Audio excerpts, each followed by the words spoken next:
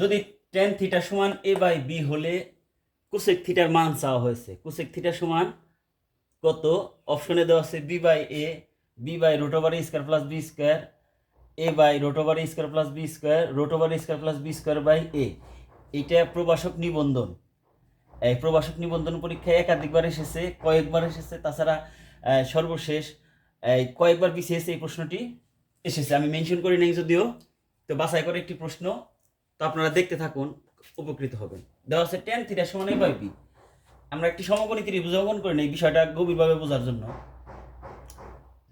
একটি সমকোণী ত্রিভুজ অঙ্কন করি।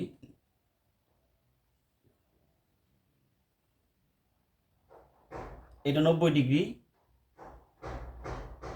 এ বি সি একটি সমকোণী ত্রিভুজ। এই কোণটা হলো থিটা, এই কোণটা হচ্ছে থিটা। কোণের বিপরীত বাহু হচ্ছে লম্ব, কোণের বিপরীত বাহু লম্ব, আর এই সংলগ্ন বাহুটা হচ্ছে ভূমি। সমকোণের বিপরীত বাহু হচ্ছে অতিভুজ।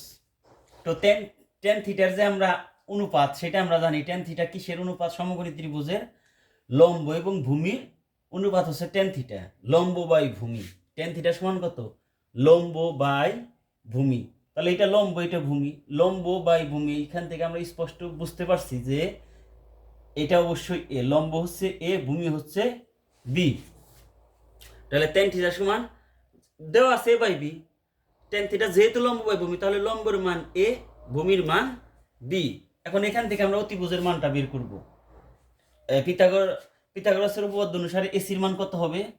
এসি সমান root over A B square plus BC square. BC square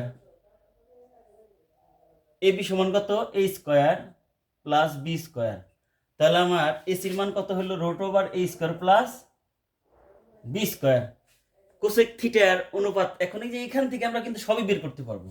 যে কোনো এই মানটা দেওয়া আছে এবং বাকি যে পাঁচটার মান, পাঁচটার অনুপাত আমরা সবগুলোই বের করতে পারবো।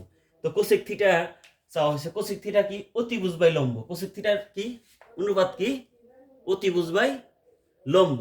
সাইন থিটা হলো লম্ব বাই অতিভুজ, কোসেক থিটা অতিভুজ বাই লম্ব। টেন থিটা হচ্ছে লম্ব বাই ভূমি, কট থিটা ভূমি বাই লম্ব। তারপরে কস থিটা হলো কি? ভূমি বাই অতিভুজ। আর সেক থিটা হলো অতিভুজ বাই ভূমি। আমরা একটা জানা থাকলে সবগুলোই আমরা বের করতে পারি। তো তাহলে আমার কি হবে? কোসেক থিটার মান কত হবে? অতিভুজ বাই ভূমি, অর্থাৎ root over A square plus B square by A. তাহলে আমার অ্যান্সার হবে 4 নম্বর। Thanks for watching.